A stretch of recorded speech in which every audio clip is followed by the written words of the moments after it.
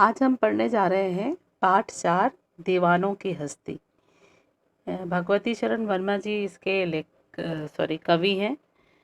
उन्होंने दीवानों की हस्ती का हस्ती मतलब उनकी हैसियत, उनका अस्तित्व, और दीवानों का मतलब होता है कि जिनको दुनिया की कोई फिक्र नहीं होती, वो अपने अनुसार जीवन यापन करते हैं। संसार की किसी बात का उनको ना सुख होता है ना दुख का, संसार की किसी बात से उन्हें ना दुख होता है ना सुख। वो अपने हिसाब से अपने अनुसार जीवन जीते हैं, उनको दीवाना कहते हैं। सुख में भी सुखी रहते हैं, दुख में भी सुखी रहते हैं, ऐसे दीवाने कहलाते है ना। तो दीवानों की हस्ती यानी ऐसे लोगों की जो कि सुख दुख में समान रहते हैं, उनका अस्तित्व। आगे पढ़ते हैं, कविता शुरू करते हैं। हम दीवानों की क्या हस्ती। कवि कह रहे हैं हम दीवाने हैं और हमारी क्या हस्ती है, यानी हमारा अस्तित्व क्या है आज यहाँ कल वहाँ चले। आज हम यहाँ हैं और कल हम दूसरी जगह चले जाएंगे। मस्ती का आलम साथ चला, और मस्ती जो है, मस्ती का आलम यानी कि मस्ती की जो परिस्थिति है, मस्ती की जो जो मंशा है या इच्छा है, या जो मस्ती वो कर रहे हैं वो उनके साथ, यानी मस्ती भी साथ साथ चलती है। हम धूल उड़ाते जहाँ चले, हम जहाँ भी जाते हैं, हम जहाँ जिस ओर भी जाते हैं, धूल उड़ाते हुए जाते हैं और मस्ती के साथ जाते हैं। आए बनकर उल्लास अभी, कह रहे हैं कवि, आए बनकर उल्लास। उल्लास का मतलब खुशी, प्रसन्नता, हर्ष। तो अब हम उल्लास खुशी बनकर आए अभी, आंसू बनकर बह चले अभी। और अभी ही हम खुश होकर आए थे और अभी ही दुखी होकर आंसू बहाते हुए चले, यानी कि खुशी और दुख, सुख और दुख सेम बराबर के रूप में चलते। अभी हमें खुश होकर आए और अभी हम दुखी होकर यहाँ से चले। सब कहते ही रह गए अरे तुम कैसे आए कहाँ चले। सब कहते रह गए अरे तुम कैसे आए और कहाँ चले गए, यानी कि अभी आए और अभी चल दिए वाला हिसाब उनका है। तो सब ये कहते रह गए कि अरे कैसे तुम आ गए और कहाँ चले गए। किस ओर चले यह मत पूछो। कवि कह रहे हैं कि हम किस ओर जा रहे हैं ये मत पूछो, ये चलना है बस इसलिए चले। हम इसलिए चल रहे हैं क्योंकि हमको चलना है। जग से उसका कुछ लिए चले, जग को अपना कुछ दिए चले। संसार से, जग यानी संसार, संसार से कुछ हमने ले लिया और संसार को हमने कुछ दे दिया, यानी कुछ लिया और कुछ दिया, ऐसे हम चले। दो बात कही दो बात सुनी, कुछ हमने अपनी दो बात कही, हमने संसार की दो बात सुनी। कुछ हंसे फिर कुछ रोए, थोड़ा हंस लिए और थोड़ा रो लिए। छक कर सुख दुख के घूंटों को हम एक भाव से पिए चले। छक कर यानी बिल्कुल तन्मय होकर, सुख दुख के घूंट यानी कि बिल्कुल उसमें रस लेते हुए सुख का भी घूंट पिया और दुख का भी। ऐसा नहीं कि सुख को ही अच्छे से जिए, बल्कि दुख को भी बहुत अच्छे से जिए।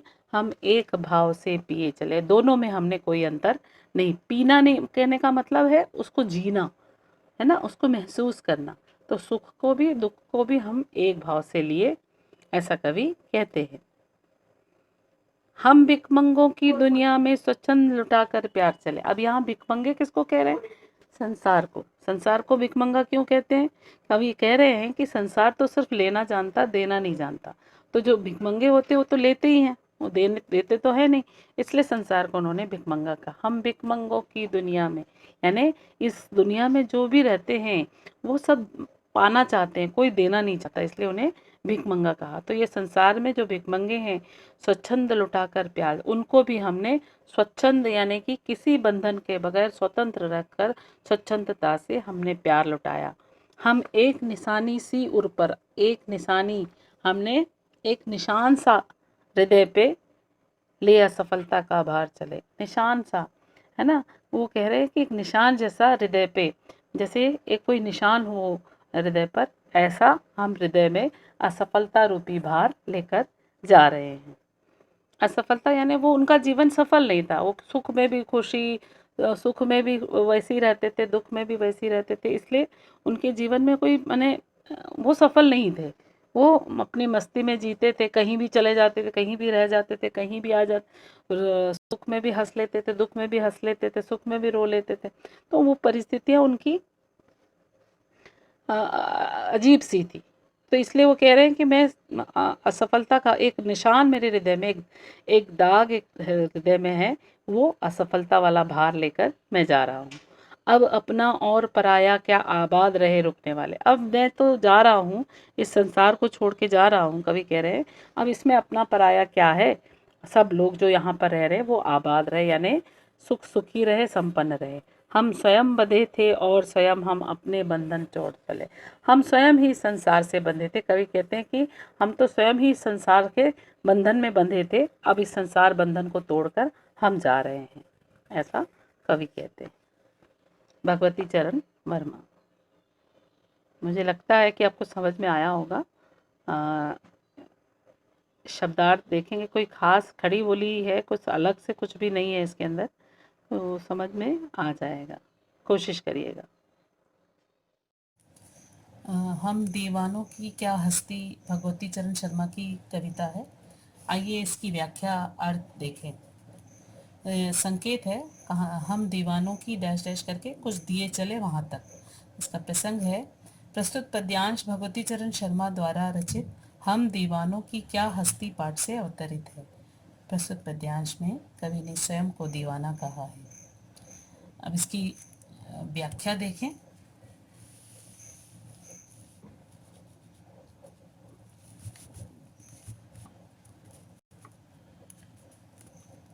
देखिए व्याख्या। प्रस्तुत पद्यांश में कवि कहते हैं कि हम दीवानों की क्या हस्ती है, क्या अस्तित्व है। हम तो आज यहाँ हैं, कल कहीं और हैं। हम जहाँ भी धूल उड़ाते हुए चले, हाँ हमारे साथ वहाँ मस्ती भी खूब चली। हम अभी यहाँ हंसी खुशी बनकर आए और हमारे जाने से वो खुशी दुख में बदल गई। हमारे आने से जिन्हें खुशी मिली, हमारे आने से जिन्हें खुशी मिली थी, वो कहने लगे, अरे तुम आए कहाँ से और अब किस ओर जा रहे हो। अर्थात वो दुखी हो जाते हैं। कवि कहते हैं, हमसे ये मत पूछो किस ओर चल रहे हैं, यानी हम किस ओर जा रहे हैं ये मत पूछो, चलना है बस इसलिए हम चल रहे हैं। अगला देखिए आगे। इस संसार से कुछ लेते और इस संसार कुछ कुछ देते हुए चल रहे हैं। अब नेक्स्ट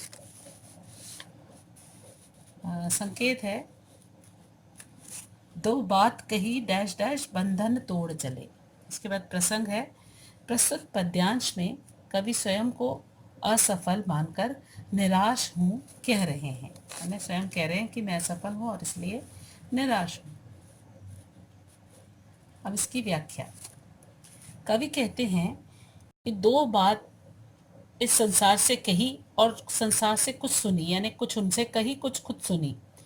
कुछ खुश हुए कुछ दुख मनाया और फिर सुख और दुख समान भाव से ग्रहण किया। कवि संसार को भिखमंगों जैसा मानते हैं, जो लेना जानता है देना नहीं।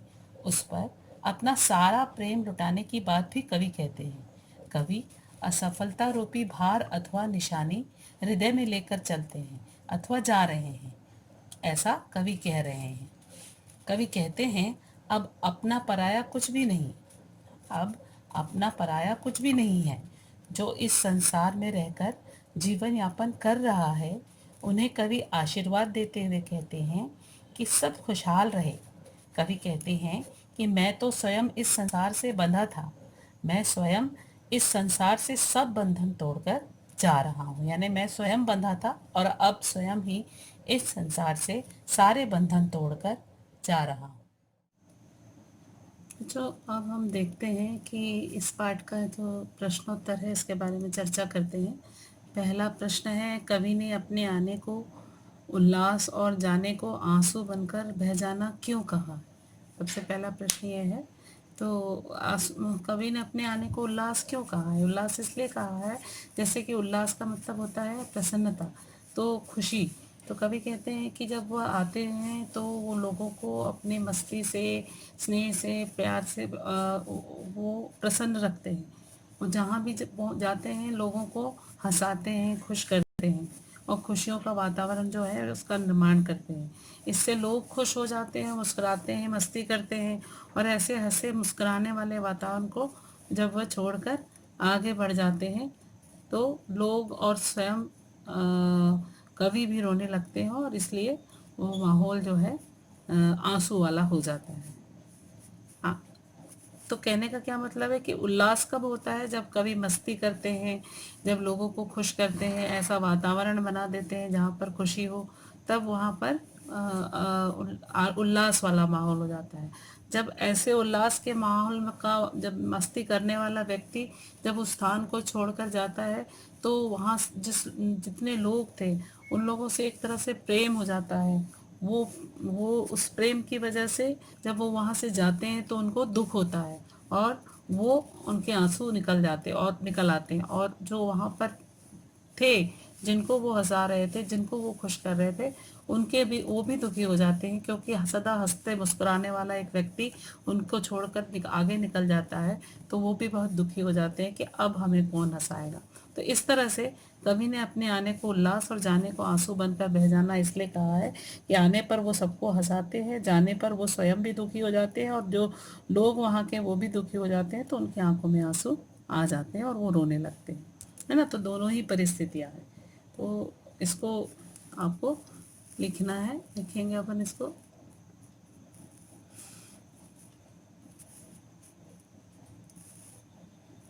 कवि ने अपने आने को उल्लास इसलिए कहा है क्योंकि कवि सदैव प्रसन्न रहने वाले एक ऐसे व्यक्ति हैं जो जहाँ भी जाते हैं वहाँ खुशियों का वातावरण निर्मित कर देते हैं। इससे वहाँ के लोग भी खुश हो जाते हैं, खुश होकर हंसते मुस्कुराते मस्ताते हैं। लेकिन जब ऐसे हंसने मुस्कुराने वाले वातावरण को छोड़कर वह आगे बढ़ते हैं तो वहाँ उपस्थित लोग और स्वयं कवि भी रोने लगते हैं। इसको कवि ने आंसू बनकर बह जाना कहा है। ठीक है, अब दूसरा प्रश्न देखिए। दूसरा प्रश्न है, भिकमंगों की दुनिया में बेरोक प्याट लुटाने वाला कवि ऐसा क्यों कहता है कि वह अपने हृदय पर असफलता का एक निशान भार की तरह लेकर जा रहा है? क्या वह निराश है या प्रसन्न है? तो ये पूछ रहा है कवि कि वो ये जो ऐसा क्यों कवि कहते हैं कि मैं भार लिए जा रहा हूँ, अपने हृदय में एक भार लिए जा रहा हूँ, ऐसा कवि क्यों कहते हैं? ऐसा प्रश्न है। तो ऐसा कवि इसलिए कहते हैं क्योंकि कवि संसार से नाराज है। ऐसा कवि इसलिए कहते हैं क्योंकि कवि इस संसार से नाराज है। संसार से नाराज क्यों है? क्योंकि यहाँ पर लोग भिकमंगों जैसे हैं। कवि कहते हैं यहाँ पर लोग भिकमंगों जैसे हैं। भिकमंगों जैसे क्यों बोल रहे हैं?